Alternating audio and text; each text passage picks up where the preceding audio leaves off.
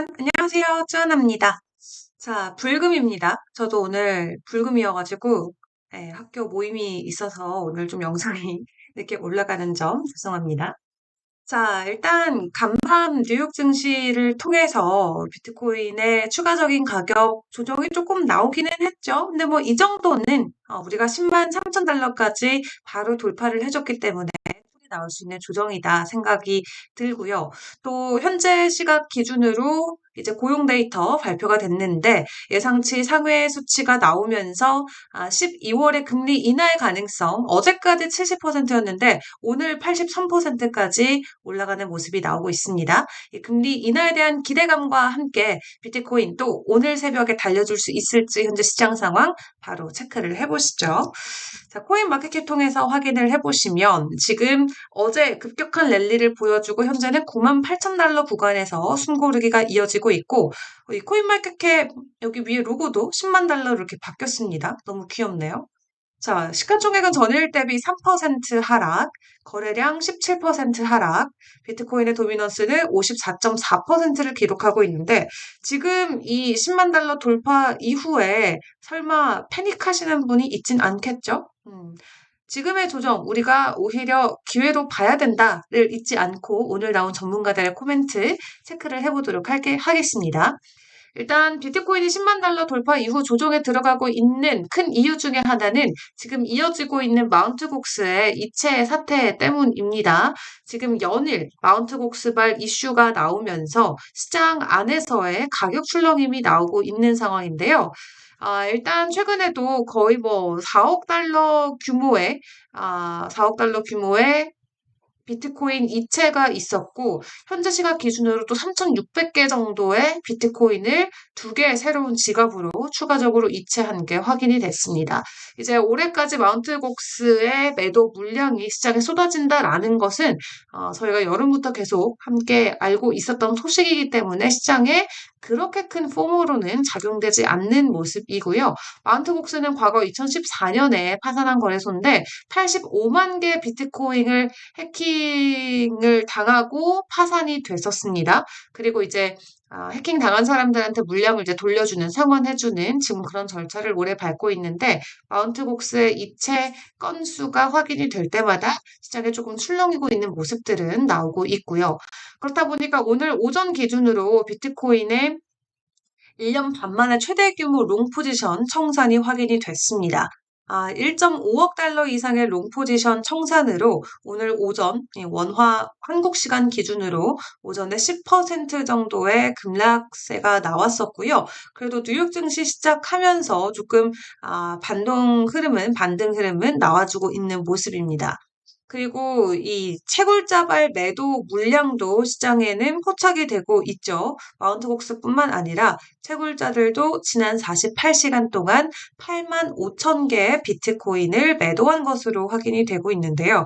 이 채굴자들의 지갑 잔액이 올해 4월부터 꾸준히 감소 추세를 나타나고 있는데 다만 채굴자 지갑 잔액 변화는 올해 비트코인 가격과는 뚜렷한 상관관계가 없기 때문에 채굴자들이 판다고 비트코인의 가격이 하락하는 것은 아니라는 거 잘 기억을 해보시면 좋겠습니다. 오히려 이 채굴자들의 매도 흐름은 나오고 있지만 비트코인을 대량으로 가지고 있는 이 고래와 상어들의 주소수는 오히려 비트코인의 보유량을 계속해서 늘려가고 있는 추세이기 때문에 채굴자발 매도세는 나오고 있지만 시장에 큰 영향을 주는 하나의 요소는 아니다. 그렇게 이해를 하시면 될 것 같습니다. 자, 그리고 마이클 세일러가 지금 단일 기업 기준으로는 가장 많은 비트코인을 보유하고 있는 기업이죠. 이 마이크로 스트래티지의 CEO인 마이클 세일러 같은 경우도 비트코인의 가격이 예전에 보여줬던 사이클처럼 뭐 80% 이렇게 폭락할 가능성은 매우 낮다고 생각한다라고 코멘트를 내놨습니다. 이론적으로 비트코인 가격이 이전 사이클과 유사하게 80% 폭락할 가능성이 존재는 할 수 있지만 그럼에도 불구하고 예전처럼 그렇게 폭락 흐름이 나올 가능성이 상당히 적다라는 거고요. 지금 시점에서 올라가는 이 전반적인 경제 매크로 상황 그리고 굉장히 친화적인 미국의 이 정권 출발과 함께, 시작과 함께 비트코인이 급등 흐름을 보였지만 이전 사이클처럼 폭락할 가능성은 적다라고 이야기를 내놓기도 했고요. 그렇기 때문에 지금 상황에서는 우리가 저항과 지지 라인만 잘 확인을 하면서 투자를 계속 이어가는 게 굉장히 중요한 시점이 될 것 같습니다. 왜냐하면 이 모멘텀이라든가 내러티브 측면에서는 비트코인이 추가 하락할 만한 요인들은 없고 다만 가파르게 올랐을 때에 대한 숨고르기 정도로 이해를 하시면 되겠습니다. 자, 비트코인의 지금 주요 지지 라인 알리 전문가는 96,870달러 선이다라고 이야기를 하고 있고요. 이때 엄청나게 많은 주소 수가 비트코인을 대량으로 매집을 했기 때문에 현재 이 주요 지지 라인으로 확인이 되고 있고, 그리고 저항 라인으로는 98,500달러를 돌파하면 10만 달러에 대한 랠리가 다시금 이어질 수 있다라는 글래스노드 공동 설립자의 데이터 분석도 있었습니다. 그래서 96,870달러가 깨지지 않고 98,500달러를 잘 돌파해주면 10만 달러 언제든 다시 볼 수 있다라고 생각하시면 될 것 같고, 그리고 이제 비트코인의 현물 ETF는 사토시 나카모토 비트코인 창업자가 가지고 있는 비트코인의 개수보다 더 많은 상황이 됐습니다. 그래서 곧 추월할 것 같다. 올해 안에 사토시 나카모토의 물량보다 비트코인의 현물 ETF 물량이 더 많아질 것 같다라는 추측들이 이미 나온 바 있었는데요. 실제로 오늘 기준으로 비트코인의 현물 ETF의 물량이 사토시 나카모토의 물량을 뛰어넘으면서 지금 현물 ETF 안에서의 수요가 얼마나 강력한지를 보여주는 또 차트도 확인이 가능합니다. 자, 그리고 크립토로버 전문가 같은 경우는 이 비트코인을 월간 기준으로 놓고 봤을 때 여전히 굉장히 불리시하다, 아주 낙관적이다라고 이야기를 하고 있죠. 그래서 지금 단기적으로 일 기준으로는 비트코인의 가격 하락이 이어지고 있지만 월별 기준으로 비트코인의 긍정적인 전망은 여전히 유효한 상황인 것을 같이 체크를 해보시면 좋을 것 같고요. 그리고 주경 대표가 이제 이 차트를 보여주면서 업비트 그리고 베이스의 차트인데요. 이 초록 색깔로 칠해져 있는 게 이더리움과 비트코인을 제외한 알트코인, 그리고 회색깔이 이더리움, 주황 색깔이 비트코인입니다. 근데 지금 보시면 세상에서 두 번째로 가장 큰 크립토 시장인데 93%의 거래자들이 알트코인을 사고 있고 단 4%만이 비트코인을 매수하고 있는 시장. 그게 바로 업비트 한국 시장입니다. 그렇기 때문에 한국은 every season is our season. 모든 계절이 다 알트 시즌이다. 이렇게 이야기를 했고요. 미국을 대표하는 거래소인 코인베이스를 보시면 비트코인과 이더리움의 비중이 그래도 절반 정도는 되는 모습이 나오고 있죠. 작년에는 비트 이더의 비중이 월등히 높았지만 이제 올해 하반기 들어오면서부터는 알트 시즌의 개막과 함께 알트의 비중이 높아진 걸 볼 수 있는데 그래도 업비트와 비교를 해보면 월등히 비트와 이더의 비중이 높은 것을 볼 수 있습니다. 우리나라는 비트 이더는 아무도 안 사고 오직 알트에만 관심이 있는 어떻게 보면은 좀 투기적인 성향이 강한 시장이다라는 것을 확인을 해볼 수 있는 데이터인데요. 이걸 뭐 좋아해야 될지 슬퍼해야 될지. 근데 알트 시즌이 한국에서는 늘 성수기다라는 이런 표현이 어떻게 보면은 시장 안에서는 그만큼 변동성과 유동성이 늘 있다라는 것으로도 또 풀이를 해볼 수 있는 만큼 사이클만 잘 타면 진짜 업비트 한국 시장 안에서는 제대로 원하는 좀 성과를 이뤄낼 수 있는 좋은 발판이 마련된 시장이 아닐까 하는 생각이 듭니다. 이 변동성, 투기성 여러분 늘 주의하시면서 투자를 이어가시면 좋겠고요. 그리고 리플 같은 경우도 좀 가격 조정이 나오고 있죠. 비트 쪽으로 그러니까 오늘까지 10만 달러 유지했거든요. 제가 오늘 아침에 새벽 출근해서 방송국에 이 비트코인 가격 봤을 때만 해도 10만 달러 이상이었는데 아침 돼서 빠졌다가 다시 올라오고 있는 모습입니다. 근데 이렇게 비트코인한테 좀 수급이 많이 쏠리다 보니까 그동안 많이 올랐던 코인들에게서는 오히려 수급이 빠지는 모습들이 나오고 있습니다. 대표적으로 리플 같은 경우도 그런 경우인데 그래도 여전히 2.32달러 30센트 선을 지나가고 있는데 일단 비트코인의 도미넌스가 올라가고 리플이 원래 보여주기로 했던 스테이블 코인의 출시가 연기되면서 가격이 주춤하고 있지만 지금 포브스에서 내놓은 기사를 보시면 이번 달에만 300%나 올랐지만 리플은 아직도 웜업 단계다. 이제 시작이다. 라고 좀 이야기를 하면서 긍정적으로 리플에 대한 가격 평가를 하고 있습니다. 리플 스테이블 코인 출시 지연 여파가 조금 커지면서 비트코인의 도미넌스 상승과 함께 리플의 가격 하락이 나오고 있지만 그럼에도 이 스테이블 코인이 출시가 지연된 거지 출시가 안 되는 건 아니기 때문에 또 출시와 관련된 추가적인 업데이트가 나온다라고 하면은 현재 우려감이 기대감으로 바로 전환될 수 있다라는 거 기억을 하시면서 리플 가격도 잘 팔로우를 해보시면 좋겠고요. 그리고 에이다의 이 고래들이 엄청나게 에이다를 매집을 하고 있다고 하네요. 지난 24시간 동안도 엄청난 가격 매집을 보여줬는데 지금은 전일 대비 4% 하락을 보여주고 있고 전주 대비는 9%대 상승 흐름이 이어지고 있습니다. 에이다도 저점 대비해서 엄청나게 많이 올라오는 모습을 보였죠. 실제로 지난 한 달 동안 에이다 고래 보유량이 145%나 증가했다라고 하는데요. 1,000만 달러 이상 에이다를 보유한 투자자들의 증가율이 그 중에서도 가장 높았다라고 합니다.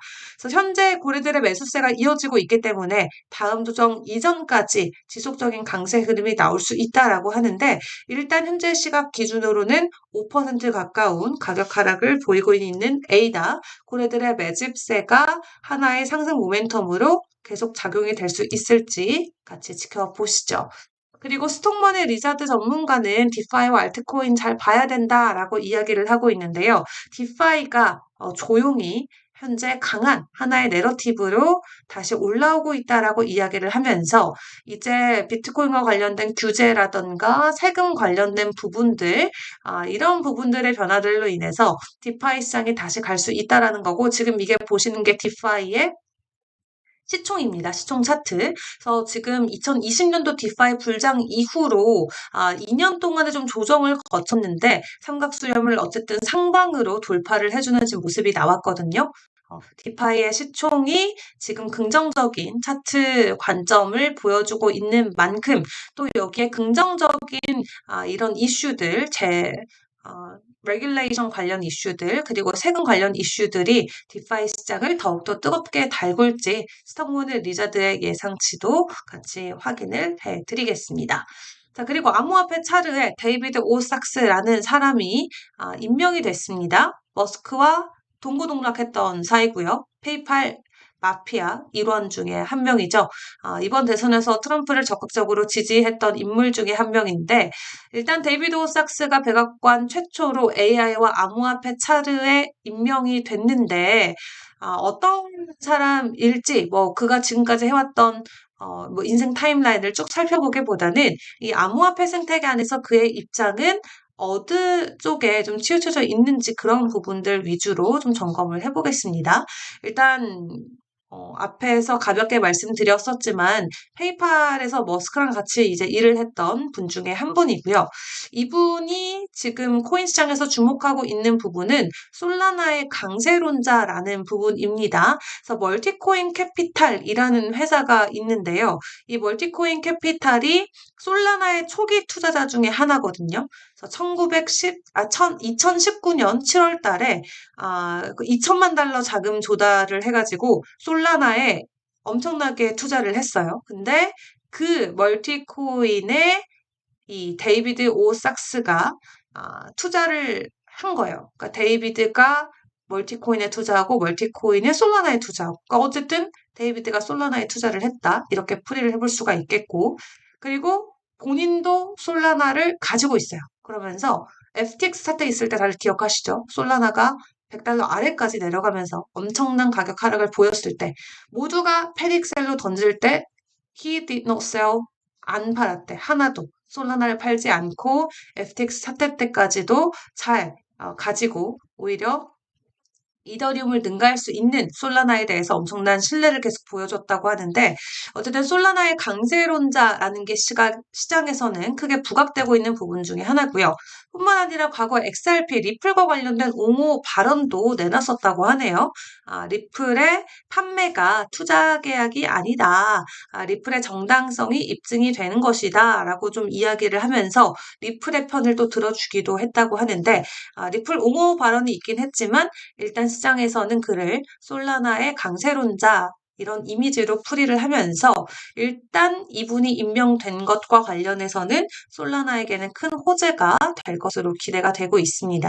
현재 시각 기준으로는 솔라나 2%대 하락을 보여주고 있고요. 234달러 선 지나가고 있는데 어쨌든 비트가 지금은 조금 하락, 이 조정 장세로 들어오면서 전반적으로 시장에 숨고르게 나오고 있어서 호재들이 전해진 코인들도 추가 상승을 만들어내고 있지는 못한 상황인데요. 이게 다만 시장의 분위기에 조금만 전환되더라도 지금 호재로 받아들여지지 않았던 부분이 금방 또 가격에 적용이 돼서 반전되는 모습이 나올 수 있기 때문에 주요 이슈들은 늘 체크를 하시면서 여러분들 투자 이어가시는 게 굉장히 중요할 것 같습니다. 그리고 오늘 제가 그 오전 방송에서 백훈종 이사님 전화 연결을 해서 내년도 전망과 뭐 여러 가지 좀 이야기 이슈들 다뤄봤는데 궁금하신 분들은 제가 그 제 쭈아나 유튜브 계정에 그 코인 플레이리스트 있잖아요. 거기에 백훈종 이사님 인터뷰를 넣어 놓도록 할 테니까 백 이사님의 관점 궁금하신 분들은 해당 영상도 같이 시청을 해보시면 좋을 것 같습니다. 아직까지는 제가 진행하는 방송에서 이 코인에 대한 비중이 크지는 않지만 이렇게 비트코인이 뭐 10만 달러를 돌파한다던가 좀 중요 이정표가 찍힐 때는 코인 관련된 좀 코너들을 하나 둘씩 넣고는 있거든요. 그럴 때마다 제가 저희 이 쭈아나 채널에 함께 공유를 해서 여러분들도 좀 편하게 볼 수 있도록 채널을 마련을 해보도록 할 테니까 관심 있으신 분들께서는 시청 부탁드리도록 하겠고요. 자, 금요일인 만큼 여러분들도 즐거운 하루 보내시고 주말 사이에도 부디 무탈하시기를 특히 국내에 계신 분들 내일 이제 최종적으로 어떻게 될지 좀 결론이 날 것 같은데 뭐 시장에서는 뭐 2차 계엄이 있을 수도 있다 이런 우려의 시각들도 있어요. 주말 부디 무사히 잘 지나가기를 바라는 마음으로 그리고 비트코인이 다시 주말 사이 10만 달러를 돌파해 줄 수 있을지 일단 고용보고서 나오면서 금리 인하에 대한 기대감은 더 올라간 상황이거든요. 좀 매크로적인 그런 긍정적인 부분들이 뉴욕 증시 시간을 통해서 비트코인의 가격 상승을 이끌어내 줄 수 있을지 잘 지켜보시면서 저는 다음 주 월요일에 다시 돌아오도록 하겠습니다. 여러분들 굿나잇.